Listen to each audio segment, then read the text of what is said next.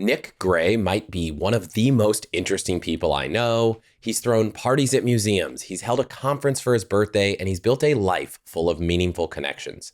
Not by chance, but with intention and repeatable tactics. So today we're diving into what Nick does best and discussing why sending a casual friends newsletter might be a secret weapon for staying in touch, how to make hosting parties, including a last-minute holiday party, so easy, and what it takes to build meaningful relationships without making it a full-time job. As Nick puts it, we get so many big benefits in life through those weak ties or loose connections. Big benefits like new job opportunities, new investors, new employees, or even new friends. We also get tactical about building personal websites, taking cruise vacations, and more. I'm Chris Hutchins. If you enjoy this episode, leave a comment or share it with a friend. And if you want to keep upgrading your money, points, and life, click follow or subscribe. Nick, how are you so good at building and maintaining relationships? I think you have to give more value than you ever try to take. And I really think about how can I give value through hosting meetups or happy hours, my friend's newsletter that's never self-promotional, really trying to think how I can give rather than how I can get, if that makes sense. I'll try to get into the tactics, but I want to see if that gets at what you're noodling on. No, it does. I mean, one of the things you gave me, I'm holding my Nick 42 notebook. I thought one of the things that really just set you aside from so many people is you held a conference for your birthday that I was fortunate enough to be an attendee of. And I got to meet so many awesome people. And I was like, gosh, Nick just has it figured out. He's not only good at getting the right people together, he's good at staying in touch with people he doesn't live near. What do you think most people get wrong about staying in touch? Oh, staying in touch. I think a lot of people do great with their family and with their close friends. But as we get older and as we get into relationships and have kids, it's a lot harder to keep those loose connections or weak ties. Now, someone like you, Chris, you have a podcast, you have social media, you're very active on those channels. So you stay top of mind for people. But a lot of others just kind of disappear into their small bubble. I have found that if you host a happy hour, if you do a meetup once a year, I say meetup, but I'm talking about a happy hour with a mixed bag of people that are loose connections or weak ties. If you can do that, if you can send out a little friends newsletter, like I call it, once a year, you will be doing more than 95% of the people. And we get so many big benefits in life through those weak ties or loose connections. Big benefits like new job opportunities, new investors, new employees, or even new friends. And so that's keeping people in touch. I'm going to come back to all these things you just said. What do you think about making new friends and adding to that network? I think making new friends for adults is like scientifically very, very hard, especially for men. There's an idea that there's a friendship recession or a loneliness epidemic. I think it can really be hard to make new friends. I mean, think about it. If you meet somebody, like, do people reach out to you and like, Chris, I'd love to meet up for coffee or something like that? And it's just so hard. Like, you honestly might want to get to know them, but it's very hard to make time or space in the schedule. I find that it's, as you get older, your close friends move further apart. And it's like, I've got a bunch of friends, but they don't live in the neighborhood and I'm not going to go grab dinner with them on the week. So that group of people that live nearby ends up defaulting, if you have kids, like it's your kids' friends' parents, but maybe those aren't your best friends. So like building that set of relationships as an adult that's nearby that you can kind of go, I had a horrible day. Can we just go grab a beer at the bar? I have a lot of friends I would like to do that with, but they just don't live close enough that it's physically possible. And so I definitely think that one of the challenges, interestingly enough, might not be finding people because they're all over the place. Like I meet people at the park. I meet people at kids' school event I went to this morning. I met a bunch of parents. It's kind of running through some process to turn the very, very loose relationships into some kind of, is this a person I want to spend more time with? And I think a lot of what we're going to talk about today are helpful ways to build those relationships deeper so you can find out, do I want to hang out with this person in my sauna? Or do I just want to see them at like school drop-off? Right. Well, we know scientifically that new friendships and relationships happen through exposure over time. And there are ways to accelerate those new connections and how deep you go. You and I have both been to some great conferences where they do tips and tactics and some techniques to try to accelerate that vulnerability. But most friendships, most true friendships happen through a specific number of times. I don't know the exact number, but it's a number of times that you have to see someone over and over again. And that's why it's so easy for people to make friends through things like run clubs today, through kids' birthday parties, because it's that constant exposure to people. I personally am going to advocate, as you know, that a good way to get that exposure or to force that is through hosting a little happy hour or a meetup with the random kind of interesting people that you want to meet. So back in episode 68, I can't believe it, almost 200 episodes ago, you came on and we talked all about hosting a cocktail party. You've written the book on hosting a 2-hour cocktail party. So I don't want to go down every tactic of that here because anyone listening can go to allthehacks.com/68, scroll through the feed. So if people want to go listen to the masterclass on doing a cocktail party with friends, I'm going to send them there. At a high level, what makes the formula you're talking about different for people who kind of want a little taste of what that episode brings and how much easier it can be? Okay, so very high level, you're listening to this, it's probably near the holidays, and a lot of people might be throwing holiday parties.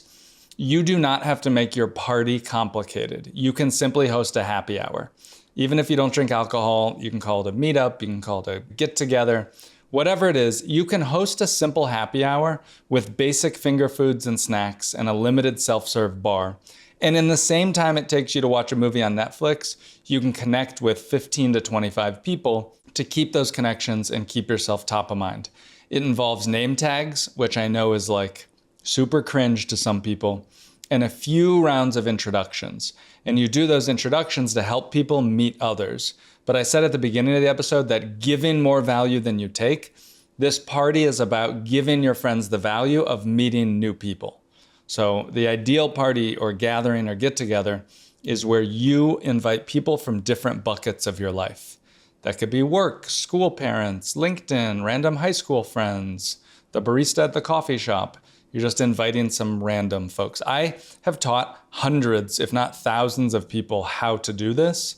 And it has changed their lives and it changed my life. I know that it works, but like for some reason, I just feel like maybe people will do it or they won't. I don't know. How do you think, Chris, that I could try to convince people that they should do it? So I think go back and listen to the episode and there's a formula and we're not going to cover it. We used this tactic last year and we held a holiday cookie party and it was not overly complicated. I think we did bake the cookies, but other than that, it was like we pre-batched. We had 2 cocktails, 2 types of wine. You want anything else? Sorry. Put out a bunch of cookies, gave people a thing to do, invited people from different groups. And now it's a thing. People are like, hey, are you doing that holiday cookie party? We did it probably over 3 hours. And then it was just like, come whenever, but like hard stop, hard out at this time. We're going to kick people out the door.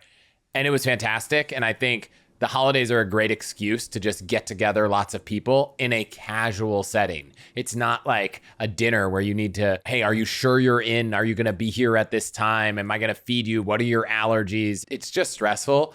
But for me, having this anchor moment of like, hey, we're doing this thing. If I go meet someone interesting, I can say, hey, we're going to do a holiday cookie party if you're around. That's what it is. It's if you meet someone interesting, you have something to invite them to. And if you listen to all the hacks, you want to make your life better, you should be going through life collecting the interesting people that you meet. And the easiest way to add them into your world is to invite them to something like a Christmas cookie party. I love the idea of like a holiday cookie party, by the way, because it's easy. Everybody's like, oh, I get that. You know, I can pop in, I can drop in. A key piece of advice is please do not do a dinner party. If you have never hosted before, if you are new to this, just don't do a dinner party. It's logistically complicated. And yet that is what people associate with being a host. Chris, you're getting me all spun up because like I will preach about this. So I want to temper down to talk about other stuff. But yes, listen to episode 68, I think he said, for the exact formula. Some small changes since we recorded that 2 or 3 years ago. I do more smaller group things where at the party, instead of having everybody go around and introduce themselves, I'll break people up into groups of 3 to 5 or so at the beginning. So that's one change. The second is the 2 platforms I like for collecting RSVPs today. Number 1, Partiful, Partiful.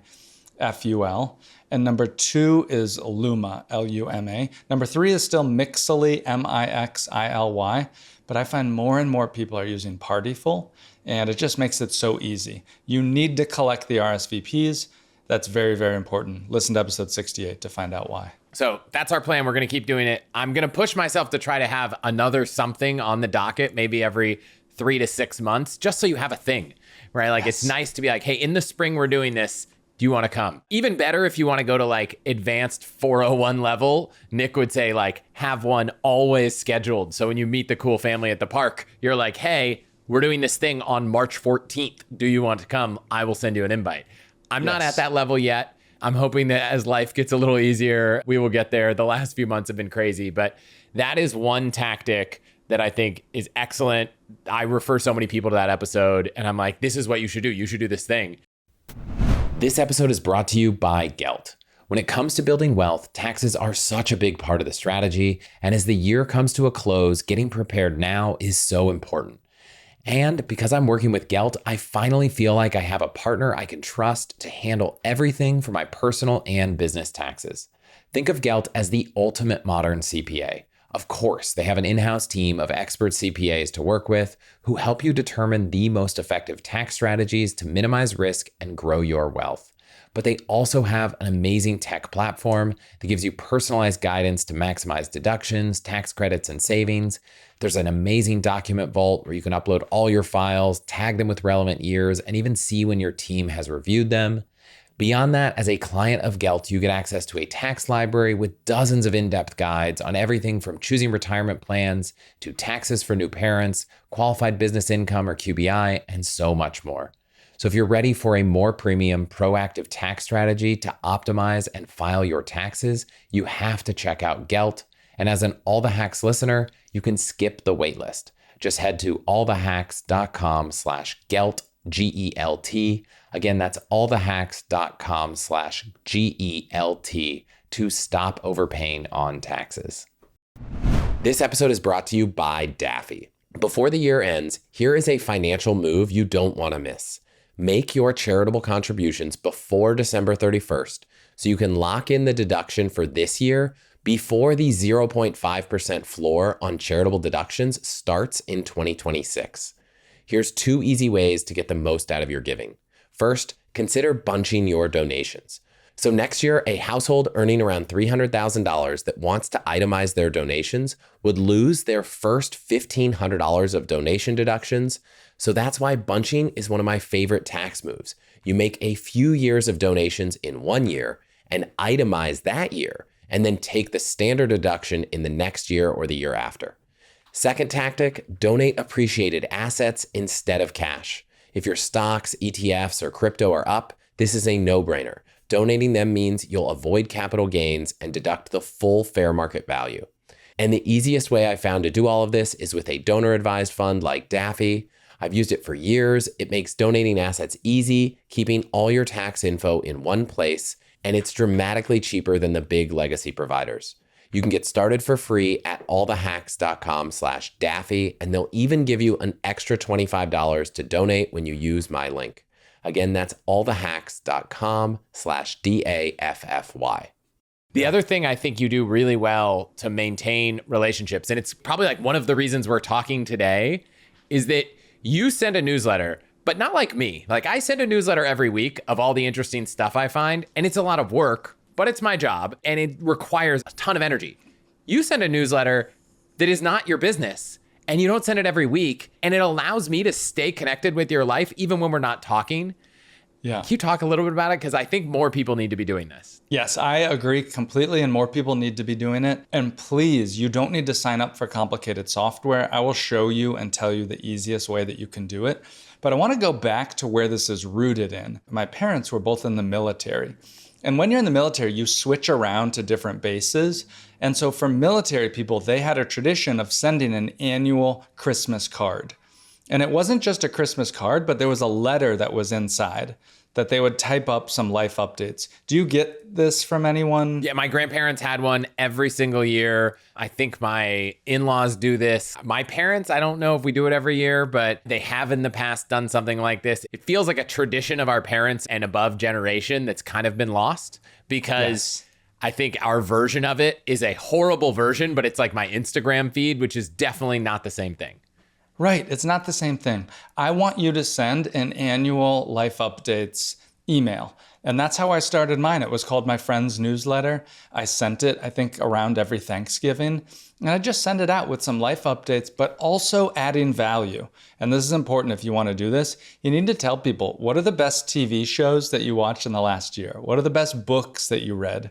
What are the coolest stuff you bought on Amazon? You want to add with value to people. So I find that that's in sharing recommendations first and then my life updates later.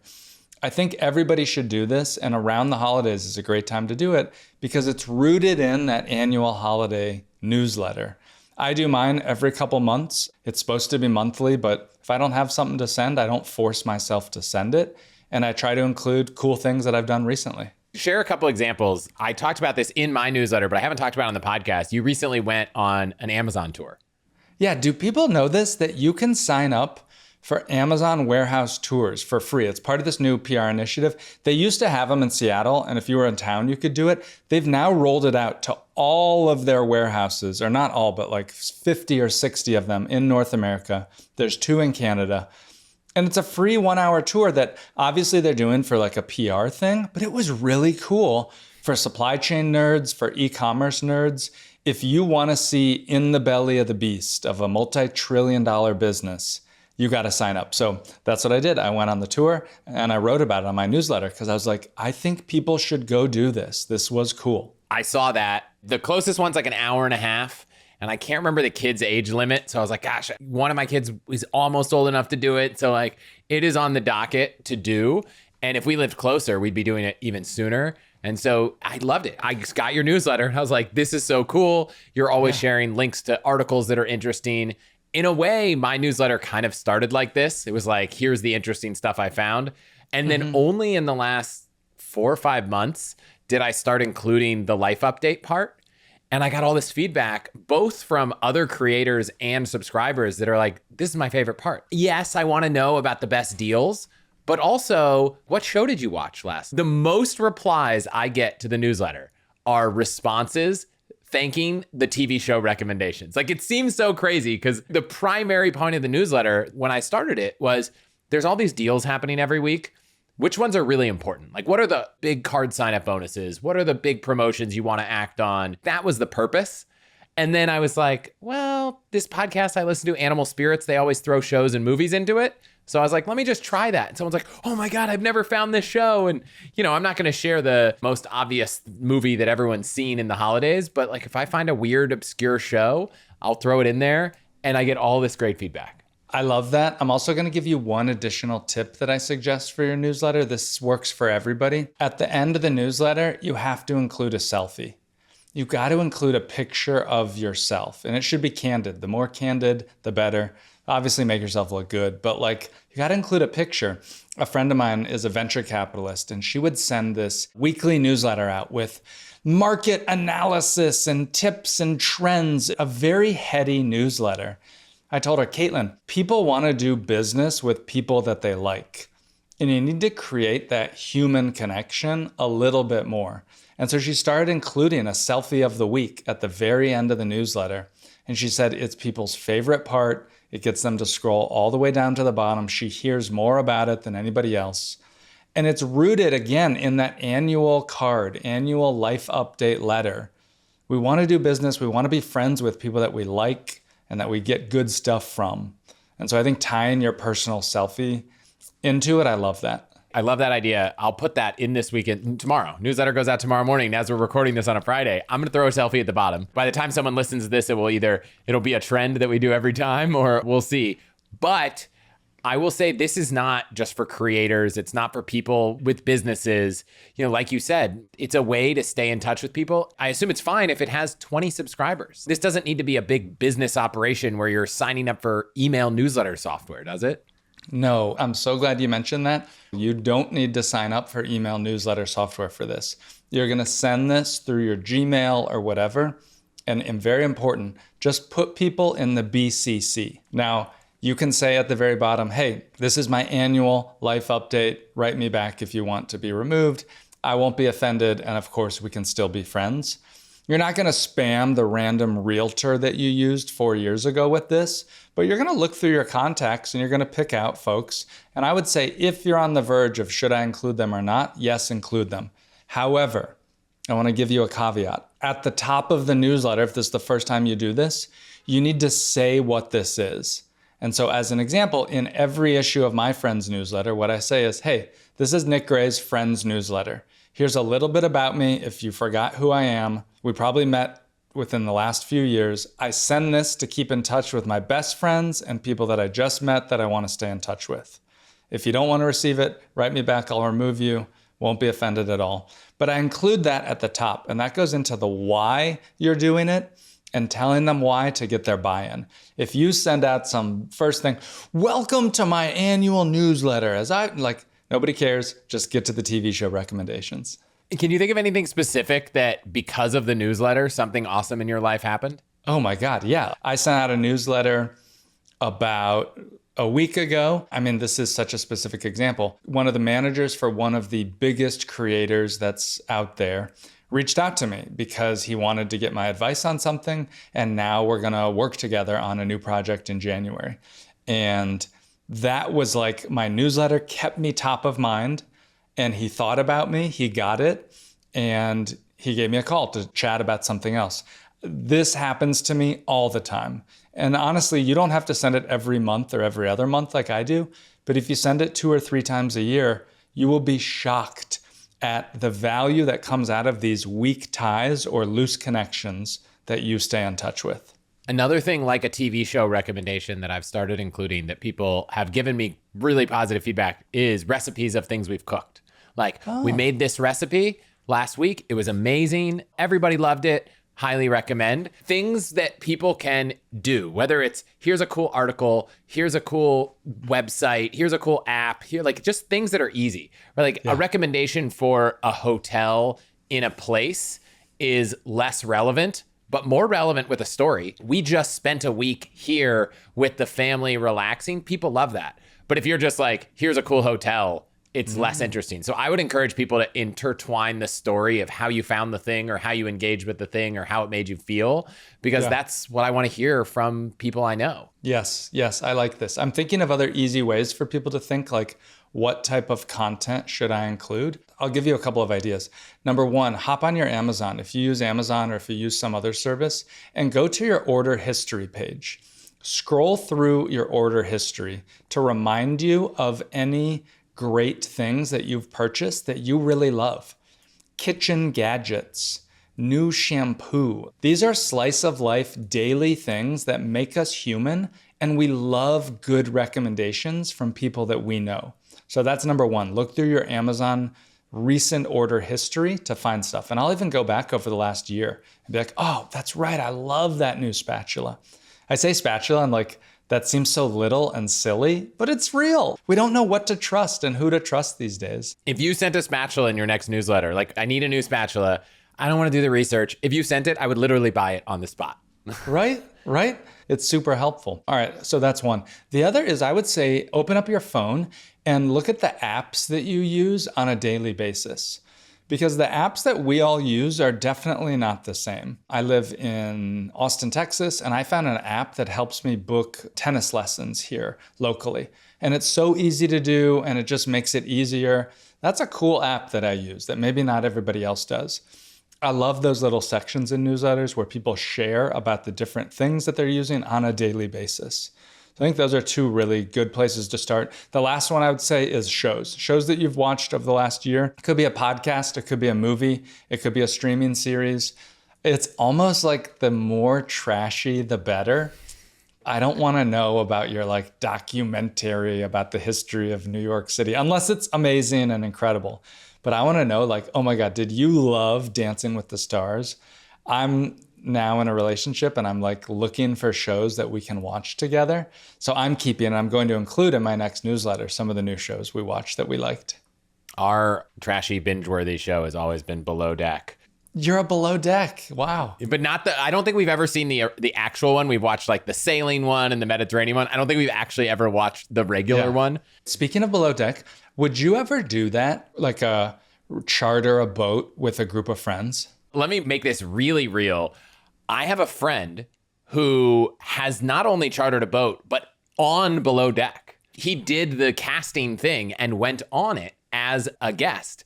And it was so funny because I was watching that episode, and this is a friend that's like, would be on my friend's newsletter, but wouldn't talk to that frequently. Definitely a work acquaintance more than a friend, to be honest. And I was watching, I was like, that guy looks so familiar. He looks so familiar. And I started researching, I saw his name, and then I saw him at a conference, and I was like, what did you think? And he was like, it was so much fun. If anyone's ever watched, I don't remember what season or what show, I'll put a link to it in the show notes. But he's like the only guest that wasn't awful. Almost everyone on these reality shows are awful. And he came with like pirate outfits for the crew to like do a competition. And so ever since he did that, he's like, you got to do it. It was so much fun. And so I emailed the Below Deck casting team and I was like, hey, I think it'd be really fun to do this. Let me know. And I get the email from Below Deck casting every probably 3 to 6 months. And every time I send it to my wife, Amy, and I'm like, hey, they're casting season 13. What do you think? And she's like, we're not doing this. And like, I'm going to break her down by season 28. You know, when the kids are a little older and it feels safe to bring them on a boat, like, we're going to do this one time. It is wildly expensive. Forget the cost to charter a boat. They subsidize it. But I pulled this email up. It says, hey, we're working on Below Deck season 13. It's going to be in Phuket, Thailand. The charters will be in February, March 2026. We need groups of 8. I have to get them all on a Zoom interview. We want fun groups who want good service and 5-star lifestyle. The discounted price is $70,000 for 3 days or $80,000 for 4 days. It includes 2 nights in a hotel in the yacht that would normally be $250,000 for those days. I'm not very exposed to the cost of chartering yachts, so I guess this is a good deal, but it's very expensive. I think with the $20,000 suggested tip, it's a core part of the show. The guest hands a tip. They state the amount of the tip on air. So like, you don't want to be the bad tipper. So like, you're going to probably go a little over that. So I'd say it's like a $100,000 commitment across 8 people or 4 couples. You know, so that's like $25,000 for a 3-night vacation. The only possible way I could mentally justify it is like, well, is this a business expense? Do we get to talk about the podcast? Haven't really gotten that far, but my friend said it was so much fun and it was like a once in a lifetime experience. He thought it was so great, but once. He's like, I don't want to do it again, but it was really fun. I love that idea. That is so expensive. I had no idea it was like $25,000 per couple for only 3 days. Yeah. That's a lot. To go back, would I ever charter a boat? By the way, these are like really high-end boats that they charter that have all these pool toys. Like they have like, what are those things? The hydrofoils, the one that Zuckerberg was flying with the American flag. They like have all of those for you. But we've talked about how it would be fun to like go on a boat tour all the way ranging from like a European river cruise to a boat where you're like chartering a boat for the whole family or doing something like that. My parents, I think, owned a boat a long time ago with a friend. They were sailing and like, that sounds fun, but it also feels very tight quarter. You know, it's like, it's a very tight quarters thing that is somewhat not top of mind with really young kids from a safety standpoint. But at some point, I don't know, I think it'd be kind of fun. Have you done it? Would you do it? I would like to do it. I think it does cater towards either being extremely generous and paying for it all or having other high net worth friends who could afford to do it. This episode is brought to you by Built. It's almost 2026 and you're still paying rent without Built? We can't have that. Built is the loyalty program for renters that rewards you for your biggest monthly expense, rent. With Built, every rent payment earns points that can be used towards flights, hotels, Lyft rides, Amazon.com purchases, and so much more. And when you pay rent through Built, you unlock access to exclusive benefits from a network of more than 45,000 merchants. Just link your credit cards, spend at your favorite local spots, earn Built points on top of your regular card rewards, and get one step closer to that trip you wanted to take. Personally, I'd redeem my points for business class flights to Japan, which we actually just did for next spring. Built points have been ranked the most valuable point currency by the Points Guy, and they just announced Built Cash, a way to unlock even more value from Built's partners. It's simple. Paying rent is better with Built. Earn rewards and finally get something back for being a renter. Join the loyalty program for renters at allthehacks.com/built. That's allthehacks.com/built, B-I-L-T. Make sure to use our URL so they know we sent you. This episode is brought to you by Storyworth. The older I get, the more I realize that buying gifts for my parents or other family members is so frustrating because they're so hard to shop for. But I love getting meaningful gifts, which is why I recommend Storyworth memoirs for your loved ones this holiday season. It might sound intimidating, but it's so easy and they'll love it. Trust me, I know from experience. Each week, Storyworth emails a loved one a memory-provoking question that you get to choose, like what was your favorite vacation or what are you most proud of? And they just reply with a story, or they can record it over their phone for Storyworth to transcribe. It's so easy with no apps or passwords required. After a year, Storyworth compiles everything, including photos printed in vibrant color, into a beautiful keepsake book that you will revisit for generations. And this year, they added a bunch of new features to make storytelling even easier and have some new book designs that your family will love. Storyworth has printed over 1 million books and preserved 35 million family stories since their founding 13 years ago, and they have over 48,000 5-star reviews on Trustpilot. Give your loved ones a unique keepsake you will cherish for years, Storyworth memoirs. Right now, save $10 or more during their holiday sale when you go to storyworth.com/allthehacks. That's storyworth.com/allthehacks to save $10 or more on your order. I would like to wade into controversial waters and ask, as a travel person who has a lot of travel folks on the show, what do you think about cruises? What does your audience think about cruises? And my opinion is maybe not what people are thinking, but because this is all the hacks, I want to tell you how you can hack a cruise. We did one episode on cruises where we're like, here's all the deals and tricks on cruises. It was a couple years ago. So I'm curious what your thoughts are in addition to those. I've done one cruise and I would say I'm open to it, right? We've talked actively about doing another one. The thing that really excites me about cruises as someone with 2 kids is prior to kids, my style of travel, it's totally fine to go to Japan and spend 2 or 3 days here, pop around. The idea of lugging kids, packing them up, moving here, packing them up, moving here, it sounds miserable. And so when we do travel now, it's like, we're going to Japan, we're going to spend like 5 days in one place, 4 days in another place, and that's it. We're not moving around a lot. But the idea of being able to see a bunch of interesting places and have all the entertainment confined and easily accessible, as a parent, it sounds incredible. And honestly, we've been looking at it. And one of the challenges that's held us back for anyone looking at this is we looked at doing one around Europe in the summer, and a lot of the really big cruise ships dock, let's call it 20, 30 minutes outside of central downtown.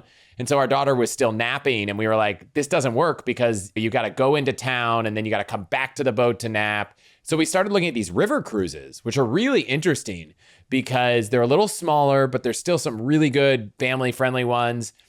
But they're small enough boats, they just stop like right downtown in these not major cities. It's not going through Paris. So we were looking at doing that this summer. It was an idea for this coming summer. But now that our daughter doesn't nap, the idea of being 20 minutes away from the city is also fine. I am definitely not a cruising person. I see a future where cruising would be a fun thing to do, but maybe not every trip. Yeah. Certainly not every trip. I'm not even gonna say maybe. What's your stance? So here's my stance. All the Hacks listeners are people who like to optimize, and they're people who appreciate bending the world to their life and lifestyle. If you think about going on a cruise as a way to live aboard a hotel with full service, it's not a luxury hotel because your room is tiny, right? So I'm not going to say this is like a luxury, but it's like a hotel with a nice room that gets serviced 1 or 2 times a day, with unlimited food, with restaurants open and a gym open all the time. And now with Starlink internet that is on many cruise ships, you can actually work on the ship, which you could not in the past. If you think about the cruise as that is our bare minimum, it is a hotel with food and restaurants on board that happens to be floating around to a variety of places, and we can take what we want from that experience. I will tell you, when I cruise, some of the ports I don't even get off on. Maybe I'll go off to just like stretch my legs and walk, but I'm like Acapulco or like whatever it is, Cancun. I'm like, I don't gotta get off the ship. Like, I'm good. You know what? Like, I'm gonna hang and read and enjoy this book. The nighttime shows. I never go to the nighttime shows. I mean, maybe I'll go if they have like Broadway, like Six is playing on some of the shows, which is good. But most of the shows, I never go to those shows. And so I do not think of a cruise as my one vacation that I have to do. Like, bro, like I'm not in the casinos. I'm not going to the fancy restaurants. Like I'm on that ship living a little bit more serviced lifestyle like I do at home.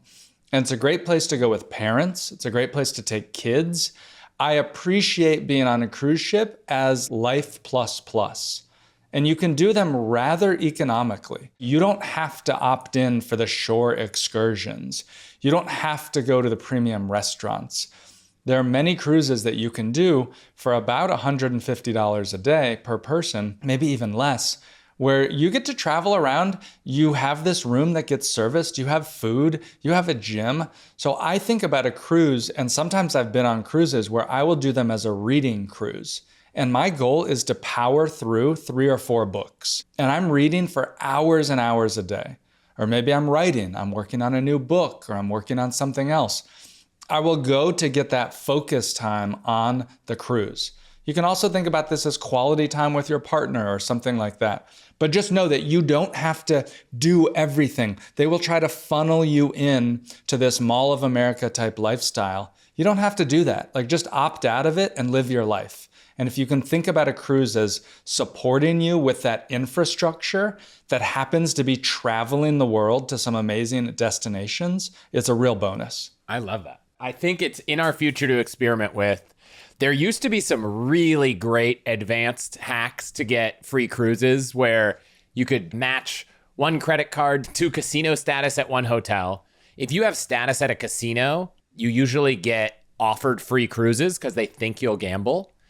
But if you get one casino status, you can usually match it to other casino statuses. And so one of our frequent guests, Nick from Frequent Miler, has a post about like how to status match all the casinos. He's probably been on 30 or 40 cruises and never paid for almost any of them other than the additional person fee, all by starting with like one casino status and finding ways to get through it. And there are people that go really deep on this. They figure out, well, here's the way to gamble without losing money by doing these matched bets where you can like bet on one thing in one casino and one thing in the other and do it online, but build up the amount of money you've bet such that they're now sending you in upgrades and all this stuff. So there's a way to hack the cruise game.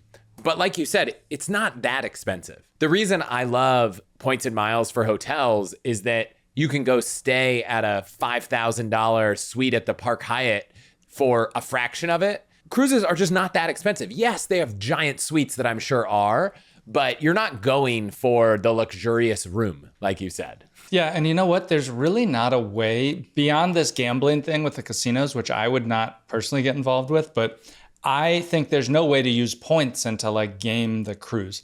I have found there's a site that's like Google Flights for cruises. It's called cruisesheet.com, and it will rank and list the cruises, and you can sort by itineraries and things. It's really easy to use, and it lists it in a matter-of-fact nation, and it's very similar pricing that you could get from a travel agent. There's not a lot of markup on it. So that's the site that I use. It's run by a friend of mine. Very, very good, nerdy guy who just wanted to create a cruise search engine. Yes, episode 146 was the episode about cruises, if anyone's interested. That is something on the docket that I think, especially with kids, feels like it's something we want to at least experiment with. Like, at least find out if that's a vacation we like. It's not like you have to do it every year if you do it once. But the parents thing is also interesting because we went to Japan with my parents, and what we noticed was at a certain point, the amount of walking we wanted to do was very different than the amount of walking they wanted to do. And so a lot of the things we wanted to do, they were like, we can't go at your pace.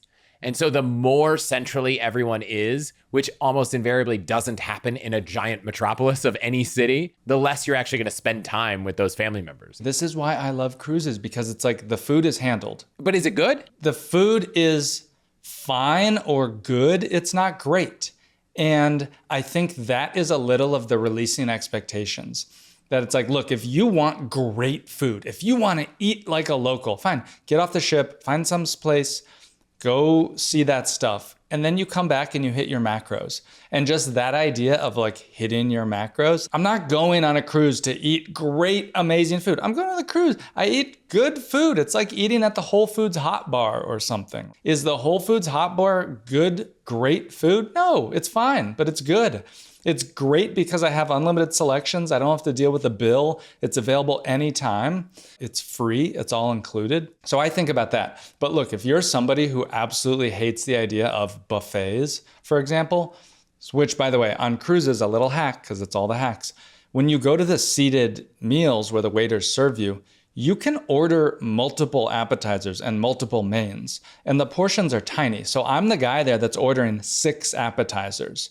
I'm ordering 2 or 3 different mains. Now, I don't waste my food. I'm not throwing stuff away, but I'm eating and I'm trying a lot of different things. Getting those macros. I'm getting those macros. I'm hitting the gym like twice a day. When it comes to building your relationships, building your network and all this stuff, one of the things you've been doing a lot more recently is helping people set up personal websites. And I remember back in the day when About.me launched, everyone in Silicon Valley set up their like About.me/Chris Hutchins. And I had a simple landing page and it never really evolved. I don't even know if it's still there. But something I tell so many people, and I'm not talking about content creators, just owning the place that people will go when they search for your name is valuable. And then I kind of leave it at that. What do you think about this? Like, you've been going down this rabbit hole, helping people. What should people be doing here? I feel so strongly about this, and this is a great hack that for less than like $30 a year, listeners can change how they appear on the internet. Now, first, I want to say why you need this. Look, this is for not content creators. This is for my wife. This is for Chris's wife. This is for my parents. You need to own something beyond your social media that is your page, that is your results when people search for you. By the way, with AI and with ChatGPT and the large language models that are crawling things, if you are a content creator, if you post once a month on LinkedIn, you want that stuff to show up and be crawled and scraped so that it is about your story. The gist is anyone listening to this should probably have a personal website. Now, ideally, you have like yourname.com or yourname.net. But if you have a generic name, it's okay to get something like thenickgray.com or nickgraynews.com or nickgraytexas.com. But you want to have your page on the internet where you write a little bit about yourself. At the very basic, just something that has about who you are, what you're working on, and how to get in touch with you, linking to your other social media. Think of it as proactive reputation management. This is your name tag on the internet. And when you go out, when someone searches for you, and I promise people do search for you, maybe not multiple times a day, but definitely at least once a week. And that means your employees, your coworkers, the parents at your kid's school, the bank officer when you're trying to get a loan, even for job applicants. I heard from a recruiter 3 weeks ago. She said, anytime I find someone that has a personal website in addition to their resume, that is a small signal, that is a check plus for her, that she says it shows that they show a little bit more effort almost. There's 1,000 reasons. What have I said, Chris, that like you think would resonate with your listeners? I'm so deep in the technical side of this that I forget to zoom out occasionally. I don't think anyone's going to bat an eye at this concept, but I think the question would be like, well, I don't have that much to say. What am I even going to put on this page? How much work is it to set it up? How do you simplify this to be like, let's make it something that you can do in an hour? Oh, this is fantastic. And I do have a Google Doc that I can link that is like the free way for you to set up a lot of this stuff. And I'll try to include that in the show notes. But here's exactly how. Number one, you need to buy your domain name. Now, I do not like GoDaddy because they try to upsell you with all these things. Security, protection, email, all this other stuff. I prefer to use Cloudflare domains. So that's domains.cloudflare.com. It's a little bit technical to register, but if you listen to all the hacks, you can figure it out. And they charge you the exact cost of what the name is. You don't need to buy anything else. It's about $11 a year to buy your name. Who do you like for names? I like maybe Namecheap is number 2, but I don't even know. I used to use Google domains. They, for some reason, migrated to Squarespace domains. Hover was a good place. I liked hover.com. I also, by the way, have most of my domains, I think, at Cloudflare. But I will say it is more technical. If you're just buying a domain, any of the places we mentioned are fine. So you need to have your domain name, okay? So that's the first thing. And the next thing is that you need a simple web page to hook it up to. Probably the most simple thing that people can do is a service called Carrd, CARRD.co. Very easy. It's a simple one-page site that I believe the pro plan is $20 per year. And so now you've spent $10 for your domain and $20 for a Carrd site. That includes 5 different sites that you can create. So you could create one for your family members, for your business, whatever. You want to create that and have something on the internet. But then the next thing is you need Google to find it and you need to put stuff on it. And so if you're wondering what would I put on it, I would copy your resume, copy your LinkedIn, dump it into ChatGPT and ask, say, hey, I'm trying to create a simple one-page website that talks about me, things that I like. It's meant to be more personal than professional, but I do want to include some professional things. Please ask me some questions and use my resume to help me create that. And then you create it, you copy, you paste it, and you put on your site. The final thing that you need to do is you need to create some links to that so that Google can find it and you'll start to show up in ChatGPT and other places. One of the easiest ways to do it is in your LinkedIn, in your contact or your bio. You can have an unlimited number of links, link to your website. You don't have to tell everybody that you have it if you don't want to, but just add it in there so that it can get discovered on the internet. A bonus pro tip is share it out. If you are on LinkedIn, make it as a post. If you're on Twitter, tweet it out. That helps these places to discover your site. And now when you go into ChatGPT and say, who is Chris Hutchins in California?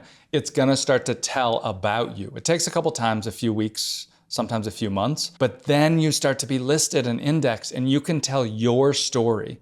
And that's what we wanna do is we just wanna put your best foot forward for anyone that's trying to find out about you. Don't leave it up to your LinkedIn. The only thing you didn't mention, which I would suggest, is get one good photo, whether you took it or someone else took it, and put it on this site. Then you get to own the photo. And so often I see people that I go and search on the internet, and the first thing that shows up for their photo is like their LinkedIn photo that's like 15 years old or something. And so here's your chance that if this becomes the place that's synonymous with you, then own the photo that's there as well. Should we talk about that? How on Google Gemini 2.5 Flash with Nano Banana, you can easily create some beautiful headshots by sending in some casual photos of yourself off your phone. They don't have to be professional. And you can ask Gemini to make me some headshots. Say, I'm doing a webpage. I need some nice headshots. I want it to look professional, or I want it to look like a headshot. And they do a really good job. That's free. You can use that to make your photo. It does a really good job of making headshots. Yeah, I'm going to give it a try. Maybe I will give it a try, come up with a photo and put it in a newsletter. There we go. Like, we'll tie it all together. Yeah. This episode is brought to you by Element. You know, I'm always searching for ways to feel better, think clear, and optimize my life. And Element is genuinely one of the simplest, most impactful upgrades I've made. I drink Element almost every day, and I bring it with me anytime I travel. Here's why. Staying hydrated isn't just about drinking water. Electrolyte imbalances can lead to headaches, brain fog, fatigue, poor sleep, and most electrolyte drinks out there are packed with sugar and dodgy ingredients. But Element is different. It's zero sugar, zero artificial junk, just a perfectly balanced mix of electrolytes and sodium that's backed by science and tastes great.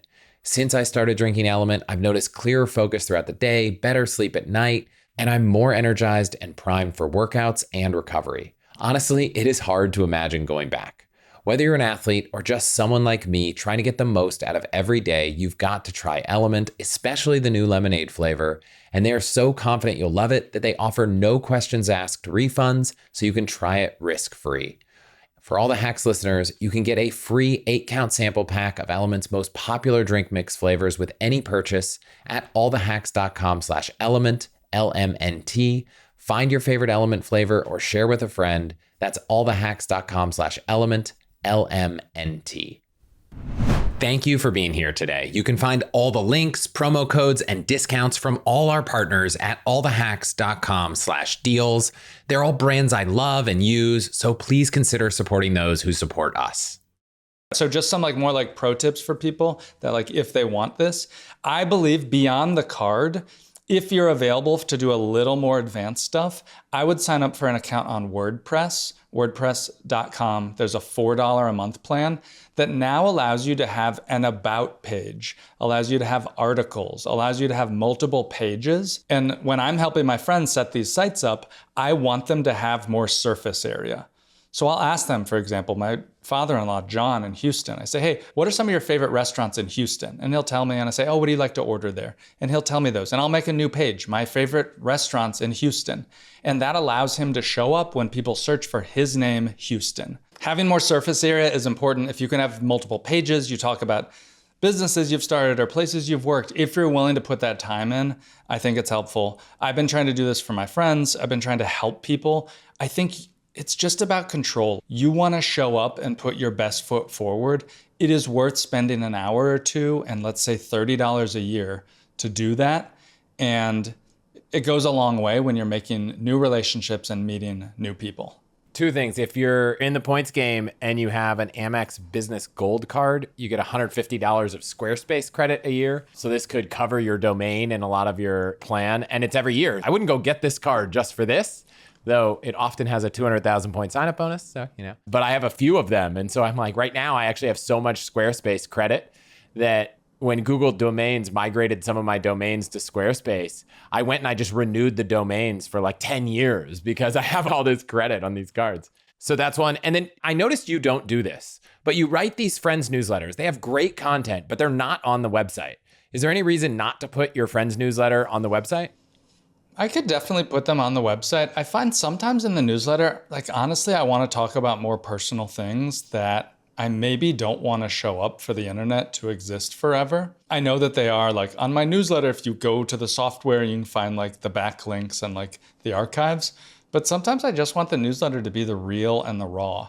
And going back to what we said about the personal newsletter, you do want it to be real. I don't want it to be marketing forward all the time. I want it to be more real. So that's why you won't find a lot of my stuff linked on my homepage. But once you've done that newsletter 3 or 4 times and you've got 4 or 5 interesting articles, you could have a section of your site that's interesting articles. Show 100%. Favorite show recommendation, favorite Amazon products. Look, I think about version 1 of this for a lot of your listeners who don't have a site is just like, hey, put up a page about you so that when people ask, who is this person on ChatGPT or they search on Google, your page starts to show up. Version 2 is creating this digital honeypot of a world where people can come into your world and learn about you and see some of that stuff. That's really the next step. And that is where you want to have your product recommendations or other stuff that you're including in the newsletter. I hesitate to say it because I just want people to take the first step. And Nick, you didn't mention, but if someone is listening to this is like, I don't want to do this myself, you do offer a way that you could do it for them, right? Yeah, I have like a little team of people and it's been a way for me to start this up. If you just want somebody to handle this for you for $29 a month, my team will like build your site and keep it updated once a month. Now that's the problem that a lot of people don't do. Reach out to me online. I don't really have a landing page for it yet. I think it's like personalwebsites.net. But it's something I've been doing for friends. You can see a list of them on there as examples. And the key thing is we keep it updated at least once a month for you. On the topic of friends newsletters and personal websites, I'm curious, you wrote this recent post where you talked about your asset allocation. I'm curious if you wrote a post like that because you wanted to share with the world, or was the process of writing it something that was really valuable and you just felt, well, if I wrote it, I might as well publish it? For my asset allocation, it is something that I share. I try to share it twice a year or more, and I got so much value myself from writing it. Thinking and taking the time to write really added a lot of value. I also believe simply in sharing and having this conversation. What is your asset allocation? I'm not asking how much is your net worth. I'm not sharing how much is mine, but I'm talking about how have I invested my money? Index funds, specific stocks. We're talking about percentages. And I think we should be having more of those conversations with our friends. Yeah, I'm going to go one step further and say one thing that I experimented with a few times was talking to a friend about money. We've never disclosed how much money we have, but he had a question that just real practical examples would be valuable. And there's a big stigma about sharing your net worth or how much money's in your bank account, all this stuff. Whereas, like you said, if you just want to talk about asset allocation, there's not a lot of stigma between, I mean, maybe if you have the ability to invest and someone doesn't, you could create a situation. But with this particular friend, I just asked him, this is a really awkward question, but how much money do you think I have? And he guessed an amount that was so close, like not to the dollar, but close enough that we're talking same order of magnitude, same ballpark. Then I was like, oh, you're sitting here just assuming that I have about as much money as I have. And he was like, well, that was weird, but he was like, do the same for me. And so I gave a number, and I was assuming he had about as much money as he had, like within enough that it was kind of all the same. And then we were like, great, if we're sitting here assuming we each have about as much money as we have, why aren't we just openly talking about money? And ever since that point, this friend of mine, and it was a person I worked with, it was a good friend who is also a colleague. Ever since then, we've just been openly talking about money. And I've used that tactic multiple times with people to basically drop their guard. And now I probably have a dozen friends where we're just wildly transparent about money and we can talk all the nitty gritty, and it's awesome. And it's obviously weirdly uncomfortable the first time you do it. It feels like it's going to be strange. It also feels like once you guys know how much money each other have, it's going to change things. It turns out it doesn't change anything, at least in my experience. And so I would encourage people, talk about your asset allocation. But if you want, maybe take a little risk and like find ways to get over the hump of just talking more really about money. Because I just think that it's so mystified and we go through all these challenges. It's like, oh, I'm thinking about buying a house, but like, how much help can someone be without understanding more context?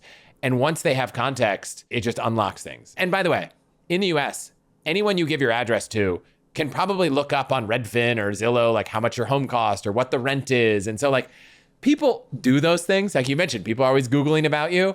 I can't tell you how many people I know are like, oh, I went to my friend's house. I looked it up on Zillow. I knew, like, yeah, I can't believe he has $1 million house. So people have a pretty good sense of a lot of things. It's like, if we could just get rid of a lot of the societal barriers, it would be so much easier to just have more real conversations. Challenge accepted. I'm going to try this sometime. I love it, and it's refreshing. Nick and I were talking before we recorded, and we were talking about all the things we wanted to discuss. I gave a hint at this, and then you had said like, oh, I wonder if I should do like some survey. And we had this idea that I want to make sure we get out there before we wrap, which is, well, if you're going to send this annual newsletter, my good friend Kevin Rose did this once where he sent an anonymous survey to me and a bunch of his friends that was like, genuinely, he wanted to be a better human, a better friend. And so he sent this thing, and it was like 3 or 4 questions. He's like, hey, I'd appreciate if you could spend 4 or 5 minutes on it. And it was like, where could Kevin be a better friend? What is one of Kevin's weaknesses professionally? Where does he drop the ball? Just questions like that. He collected all this information, and then he actually, I think, hired a business coach or had one who helped go through the process and write the survey. Nowadays, you could just go ChatGPT. Hey, I want to send an anonymous question to my friends and professional colleagues. Help me write 4 questions. Make it easy. But now my idea is, 1, put that in your annual newsletter. If you want candid feedback to try to improve yourself, make it anonymous. Make sure people know that I sent this newsletter to lots of people. Here's an anonymous survey. Make sure you tell Google Forms, don't collect email addresses. And you could ask people things to try to improve your life. But maybe put this last question. I think this is a little crazy, but maybe put a last question that's like, in an effort to be more transparent, I'm trying to realize that most people have a good guess at how much money everyone has. And if we all knew that, we could be more transparent. So if you're willing to answer, what do you think my net worth is? And give some bands, like give a wide bands and just see what happens. If it's the last question and people don't answer it, well, you still get the answers from the first ones, you know, who cares? But how crazy would it be if you sent this to 50 of your friends and almost every single one of them assumed reality? Wouldn't that just change your mindset a little? And isn't that what experimentation is all about? And you used a great example when you were talking with somebody and trying to make a decision to buy a house. Nobody knew how much you have. If someone was like, hey, do you think I should buy this new car? Or, hey, should I buy this new phone or laptop? One of my first questions would be like, well, how much money do you have? How much of an impact is this purchase? And if someone says, oh God, you know what? I'm actually like $55,000 in debt, which a lot of people are, then I'd say, I don't know, let's think about budgeting. Can we afford it? If somebody else says, well, I have $15 million, I'd say buy the $1,000 phone.